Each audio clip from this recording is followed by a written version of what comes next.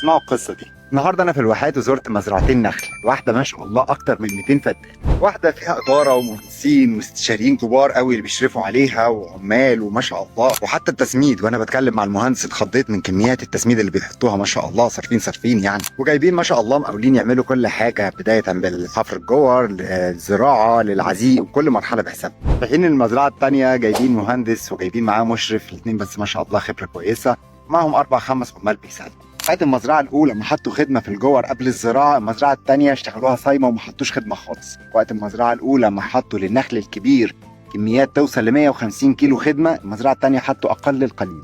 بعد ده كله الاولى اللي فيها اداره ومهندسين ومشرفين وفيها مقاولين وفيها استشاريين كبار احسن، ولا الثانيه اللي فيها مهندس ومشرف و4 5 عمال بيساعدوهم افضل؟ تفتكروا مين احسن؟ الثانيه احسن، بس الفرق كله في العنصر البشري. المهندس والمشرف في المزرعه الثانيه بيديروها باحترافيه جامده قوي، وعارفين كويس قوي النخل واحتياجاته، بيدوا على قدر الاحتياج بالظبط، لا قليل النخل يبقى محتاج ولا بكتير يبقوا يهدروا في الخامات.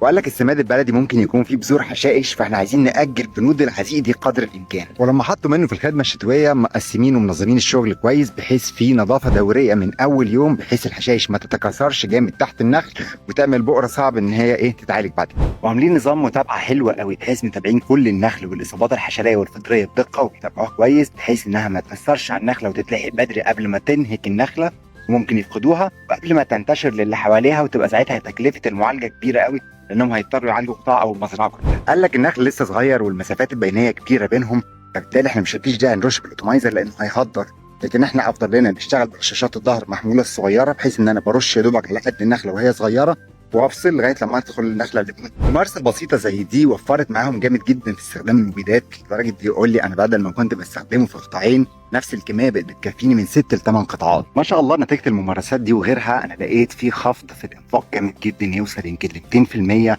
بنجاح ومعدلات نمو اعلى بكتير من المزارعين. من هنا احب انصحكم باهميه الاستثمار في العنصر البشري، لان مثال زي اللي انا اديته لكم ده حرفيا وفر على المستثمر ملايين كان ممكن يصرف منه. المهم انا اتمنى اكون افدتكم، واسف على الاطاله، ولو في بقى عندكم اي استفسارات كلمونا او ابعتوا لنا على الصفحه او على الواتساب، وان شاء الله نكون في خدمتكم. يلا مش هطول عليكم اكتر من كده باي خدمات. السلام عليكم.